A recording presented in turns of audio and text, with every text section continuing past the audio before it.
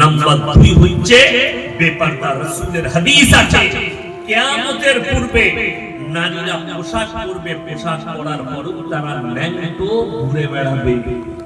পোশাক পরার পরও ন্যাংটো লাগবে কেন? তার পোশাকে তার শরীর দেখা যাবে, তার বডি দেখা যাবে, তার সব দেখা যাবে। এটা মারাত্মক কিয়ামতের আলামত। আমার মা বোন যারা শুনছে অনুরোধ করছি, দিলে গেঁথেলেন আমার কথাগুলো। কালকে মারা যেতে পারে, কবে চলে যাবো জানি না। ফেসবুকে আমার কথাগুলো ভাসবে, আপনারা মনে করবেন ইয়াসিন ভাই বলেছি কিয়ামতের ময়দানে মুলাকাত হবে। ওই জন্য আমার বন্ধুগণ, আপনি চাইলেও পারবেন না নিজেকে পীরের মাধ্যমে, কোন পীর মন্ত্রের মাধ্যমে আপনি নিজেকে জান্নাতে নিয়ে যেতে পারবেন না।